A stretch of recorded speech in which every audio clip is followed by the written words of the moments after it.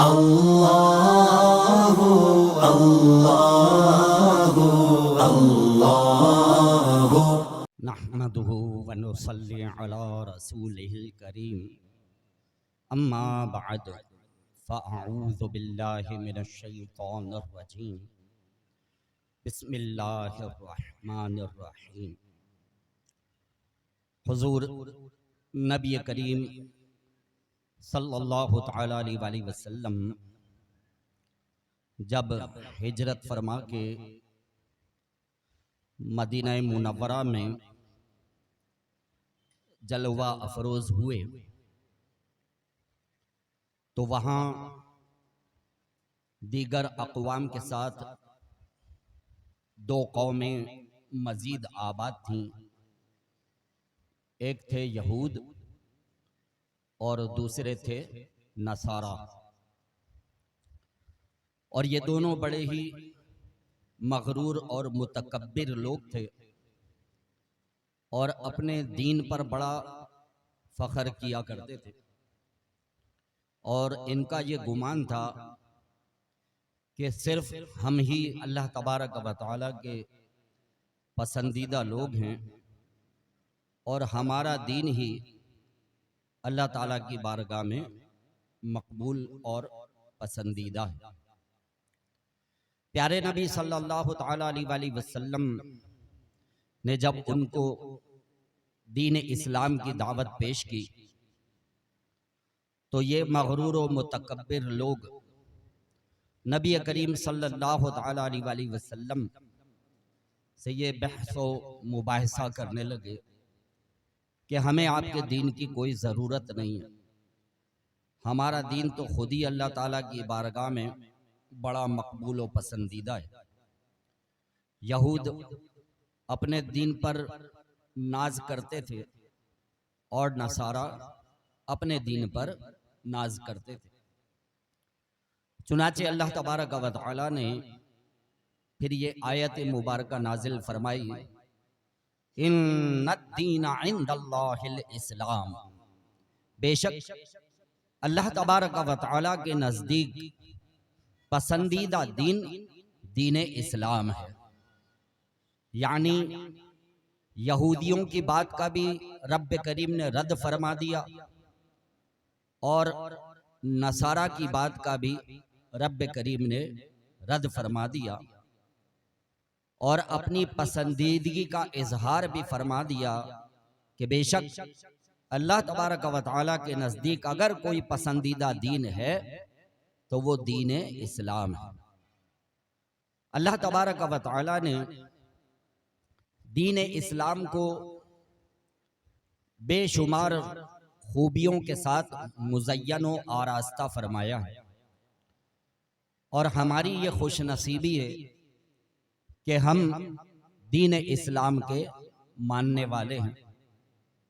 अल्लाह तबारक व तआला हम सबको अपने दीन और ईमान पर इस्तिकामत अता फरमाए और आफियत के साथ बिलखैर हम सबका खातिमा ईमान पर फरमाए।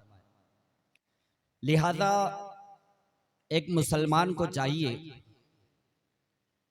कि वो दीन इस्लाम की प्यारी प्यारी बातों पर खुद अपने लिए भी अमल करे और दूसरों के लिए भी अमल करे।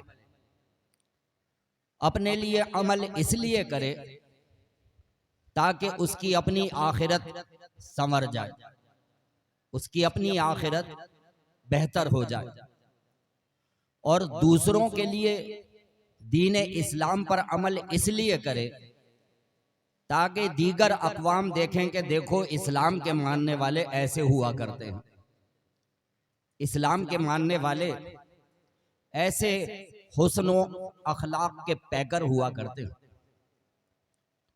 और यही वजह है कि हमारे बुजुर्गान दीन, औलिया किराम, सूफियाए उज़्ज़ाम रहमतुल्लाहि ताला अलैहिम अजमाइन ने अपने हुस्न किरदार के साथ दीन इस्लाम की तबलीग फरमाई और सारी दुनिया में इस्लाम के नूर को कमा हक़्क़हू पहुँचाया। तो दीन इस्लाम ये ऐसा दीन है कि इसमें अल्लाह तबारक व तआला ने दुनिया की बरकतें भी रखी हैं और आखिरत की बरकतें भी रखी हैं। और इसी बात को हज़रत अल्लामा जलालुद्दीन रूमी रहमतुल्लाह ताला अलैह, मौलाना रूम ने अपनी मसनवी शरीफ में एक हिकायत के जरिए समझाया है। आइए उस हिकायत का खुलासा सुनते हैं और उसकी रोशनी में फिर कुछ प्यारी प्यारी बातें आपके गोश गुजार करूंगा। हजरत अल्लामा जलालुद्दीन रूमी रहमतुल्लाह ताला अलैह मसनवी शरीफ में ये हिकायत नकल करते हैं कि किसी इलाके में एक पहलवान रहा करता था और बड़ा जबरदस्त वो पहलवान था। लहीम शहीम, ताकत में बेमिसाल और कुश्ती के हर दाव पेच को जानने वाला था। और उस पहलवान की ये सिफत थी कि कभी वो किसी मुकाबले में हारा नहीं था। जिस मुकाबले में भी वो मैदान में उतरता था तो सामने वाले पहलवान को पछाड़ के ही आता था। और वो पहलवान असद के नाम से मशहूर था। असद कहते हैं शेर को। और वाकई वो अपने नाम के हिसाब से इसमें बामुसम्मा था, लगता भी वो शेर ही था। तो उसके इलाके वालों ने कहा कि भाई अपने इलाके में तो तुमने बहुत कुश्तियां कर ली, अब ऐसा करो किसी दूसरे मुल्क का सफर करो, किसी दूसरे इलाके में जाकर वहां के पहलवानों को चैलेंज करो और उनको कुश्ती में हराओ ताकि तुम्हारी शोहरत जो है वो दूर दूर तक पहुंच जाए। तो वो पहलवान के जिसका नाम असद था, ये चला गया किसी दूसरे मुल्क में और वहां जाकर के इसने वहां के पहलवानों को चैलेंज किया। बड़े बड़े पहलवान इससे मुकाबला करने के लिए मैदान में उतरे, लेकिन इस पहलवान असद ने हर अपने मुकाबिल को मैदान में पछाड़ दिया और मैदान से फतेहयाब होकर निकला। इसकी शोहरत सारी दुनिया में फैल गई। जिस इलाके में ये गया था कुश्ती करने के लिए, तो इसने देखा कि वहां के इलाके वाले जो है उनकी एक बड़ी अजीब आदत है, वो अपने जिस्म पर तरह तरह के नक्शो निगार गुदवा लेते हैं। किसी को अगर फूल पत्तियों से मोहब्बत है तो वो अपने जिस्म पर फूल पत्तियां बनवा लेता है।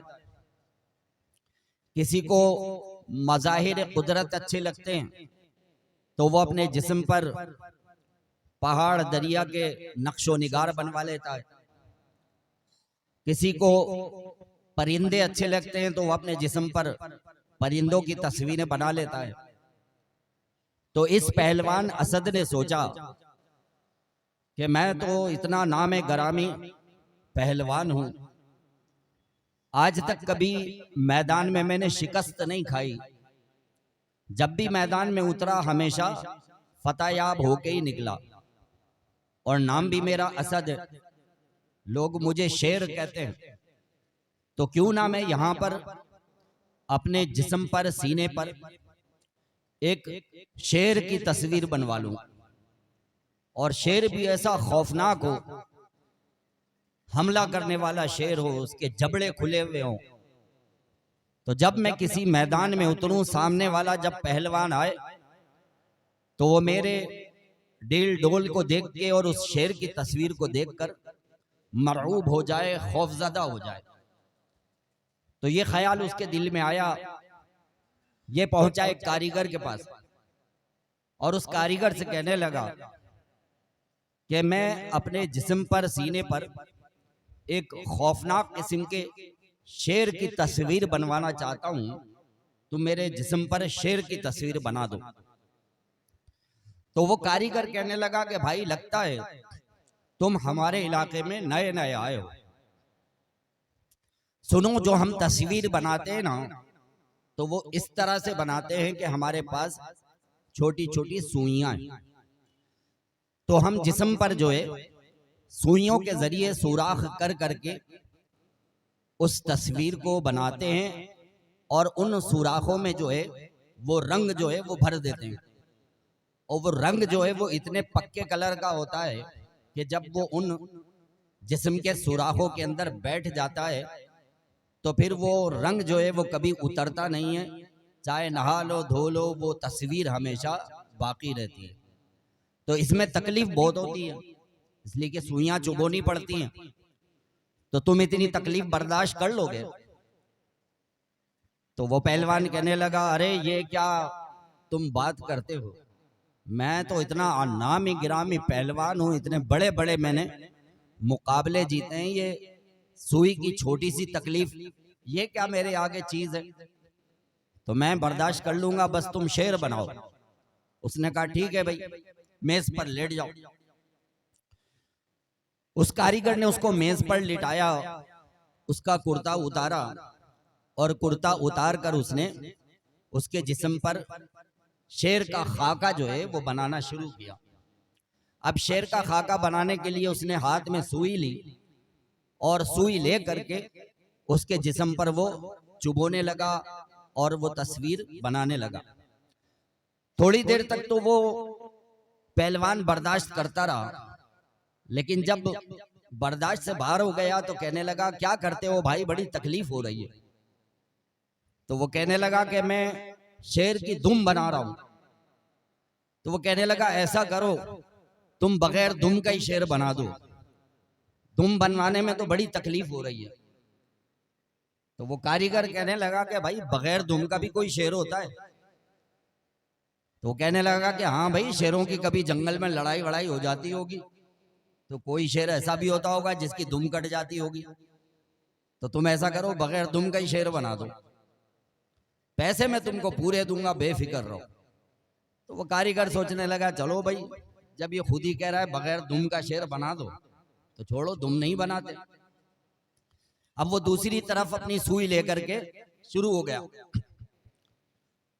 अब वो पहलवान जो है वो थोड़ी देर तक बर्दाश्त करता रहा और बर्दाश्त से जब बाहर हो गया तो कहने लगा, क्या करते हो भाई? कहने लगा, शेर की टांगे बना रहा हूं, 2 टांगे बन गई, अभी 2 टांगे बाकी हैं। तो कहने लगा, भाई टांगे बनवाने में तो बड़ी तकलीफ हो रही है, तुम ऐसा करो 2 टांगों का ही शेर बना दो। तो वो कारीगर कहने लगा कि क्या हो गया, पागल हो गए हो क्या? 2 टांगों का परिंदा होता है, 2 टांगों का जो है वो मोर होता है, 2 टांगों की कोई फाख्ता होती है, 2 टांगों का कोई शेर होता है? कहने लगा, बस मैं तुमसे कह रहा हूं ना, तुम 2 टांगों का शेर बना दो, टांगे बनवाने में बहुत तकलीफ हो रही। कहने लगा, पैसे मैं तुमको पूरे दूंगा, बस तुम बेफिक्र रहो। उसने कहा ठीक है भाई, बगैर 2 टांगों का ही शेर बना देते। अब वो दूसरी तरफ शुरू हो गया। जब वहां उसने सुइयां चुभोना शुरू की, थोड़ी देर तक ये बर्दाश्त करता रहा और जब बर्दाश्त से बाहर हो गया तो कहने लगा, क्या करते हो भाई? तो कहने लगा, शेर के कान बना रहा हूं, अभी एक कान बनाया, दूसरा कान बाकी है। तो कहता है कि कान बनवाने में तो बहुत तकलीफ हो रही है, तुम ऐसा करो 1 कान का ही शेर बना दो। तो वो कारीगर कहने लगा, क्या हो गया, 1 कान का भी कोई शेर होता है? कहने लगा, हाँ भाई, कोई ऐसा भी शेर होता होगा जिसका कान वान कट जाता होगा, तो तुम ऐसा करो 1 कान का ही शेर बना दो, पैसे मैं तुमको पूरे दूंगा। उसने कहा चलो ठीक है भाई। अब वो दूसरी तरफ बनाने लगा। जब इसको बहुत ज्यादा तकलीफ होने लगी तो कहने लगा, क्या करते हो भाई? तो कहने लगा, शेर की आंखें बना रहा हूं, अभी 1 आंख बनाई है, अभी दूसरी आंख बाकी है। तो कहने लगा, ऐसा करो तुम 1 आंख का ही शेर बना दो, दोनों आंखें बनवाने में तो बहुत तकलीफ होगी। तो वो जो कारीगर था उसने अपना सर पीट लिया, उसके 2 हाथ उसको मारे, कमीज उसके जिस्म पर फेंकी, कहने लगा जा इधर से दफा हो जाओ। बगैर दुम का भी कोई शेर होता है, 2 टांगों का भी कोई शेर होता है, एक आंख का एक कान का भी शेर होता है कोई? चलो जाओ यहाँ से, नहीं बनाता मैं कोई शेर वे। और ये कहकर उसको उसने अपनी दुकान से निकाल दिया। हजरत अल्लामा जलालुद्दीन रूमी रहमतुल्लाह ताला अलैह अपनी इस मसनवी में ये हिकायत बयान करके बड़ी तवज्जो तलब बात जो है वो बयान करते हैं। क्या कहते हैं? मौलाना रूम कहते हैं कि ओ मुसलमान, जिस तरह से बगैर दुम का कोई शेर नहीं होता, इसी तरह से बगैर नमाज का मुसलमान मुसलमान भी नहीं होता। जिस तरह से 2 टांगों का शेर नहीं होता, इसी तरह बगैर रोजों के कोई मुसलमान मुसलमान भी नहीं होता। कहते हैं जिस तरह से एक कान का कोई शेर नहीं होता, इसी तरह से जिस पर ज़कात फर्ज हो, बगैर ज़कात दिए मुसलमान मुसलमान भी नहीं होता। कहते हैं जिस तरह से एक आंख का शेर नहीं होता, इसी तरह से दीन इस्लाम की बातों पर अमल किए बगैर कोई मुसलमान मुसलमान हो नहीं सकता। इसलिए कि ये दीन वो दीन है जिसको अल्लाह ताला ने पसंद फरमाया है और इरशाद फरमाया, इन्नद्दीना इंदल्लाहिल इस्लाम, बेशक अल्लाह तबारक व तआला के नजदीक पसंदीदा दीन दीन इस्लाम। अल्लाह ताला ने इतनी खूबियों से इस दीन को मुज़य्यन फरमाया है कि जो इस दीन पर अमल करने वाला हो जाता है, उसकी दुनिया भी संवर जाती है और उसकी आखिरत भी संवर जाती है। तो ये हमारे लिए कितनी खुश नसीबी की बात है कि अल्लाह तबारक व तआला ने हमें अपने हबीब सल्लल्लाहु अलैहि वसल्लम की उम्मत में पैदा फरमाया है और ये दीन इस्लाम हम इसके मानने वाले। तो हमने अगर ये सोच रखा है कि बस रमजान रमजान ही नमाज पढ़ेंगे, जैसे ही रमजान जाएगा नमाज पढ़ना छोड़ देंगे, तो इसका मतलब है कि हमने अपने दीन का हक अदा नहीं किया। नमाज तो ऐसा फर्ज है कि जो हर हाल में फर्ज है, रमजान हो या ना हो नमाज तो पढ़नी है। लेकिन अक्सरियत मुसलमानों की ऐसी है कि जो सिर्फ रमजान में तो नमाज पढ़ते हैं और रमजान के बाद मस्जिद की तरफ रुख भी नहीं करते। तो मेरे प्यारे इस्लामी भाइयों, जिंदगी निहायत ही मुख्तसर है। यकीनन अक्लमंद शख्स वही है कि जिसको जितना दुनिया में रहना है उतनी दुनिया के लिए, और जितना अरसा कब्र व आखिरत का है उतनी कब्र व आखिरत की तैयारी में मसरूफ हो जाए। रब करीम से दुआ है कि हम सबको दीन इस्लाम की इन प्यारी प्यारी बातों पे कमा हक़्क़हू अमल करने की तौफीक अता फरमाए।